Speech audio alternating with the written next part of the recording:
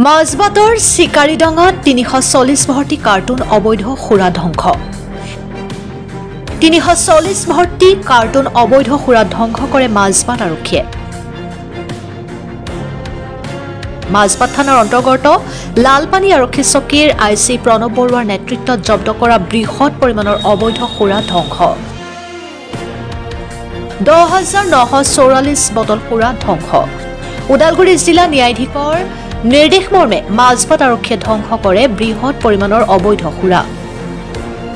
মাজবাট থানাৰ অন্তৰ্গত ওদালগুৰি জিলাৰ অধীনত আজি 4/6/2025 দিনৰ 3 বজাত মাজবাটৰ চিকাৰীডাঙা 10,944 টা অবৈধ সুৰাৰ বটল ধ্বংস কৰে মাজবাট আৰক্ষীয়ে চলিত বৰ্ষত মাজবাট আৰক্ষীয়ে অবৈধ সুৰাৰ বিৰুদ্ধে বিভিন্ন ঠাইত অভিযান চলাই জব্দ কৰিছিল সুৰাসমূহ জব্দ কৰা সুৰাসমূহ আজি সম্পূৰ্ণৰূপে ধ্বংস কৰে জানিব পৰা মতে এই অবৈধ সুৰাৰ বজাৰৰ মূল্য প্ৰায় 9,44,000 টকা হ'ব বুলি ওদালগুৰি জিলাৰ অতিৰিক্ত আৰক্ষী অধীক্ষক বিষয়াই জানিবলৈ দিয়ে মাজবাটৰ পৰা পংকজ কুমাৰৰ ৰিপৰ্ট অৰুণোদয় আছাম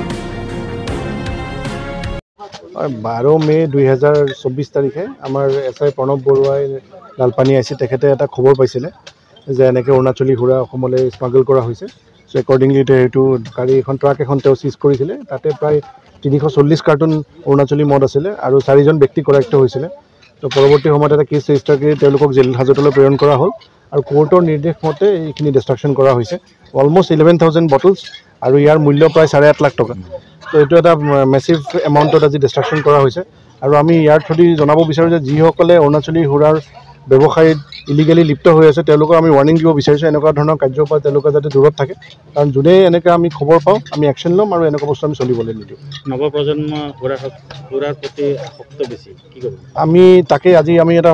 মানে এৱেৰনেছো এইটো কৰিব বিচাৰিছোঁ ইয়াৰ ধৰণে যে নৱপ্ৰজন্মক যাতে এনেকুৱা ধৰণৰ বস্তুৰ পৰা দূৰত থাকে আৰু শিক্ষা আৰু কালচাৰৰ প্ৰতি যাতে বেছি আকৃষ্ট হয়। Thank U.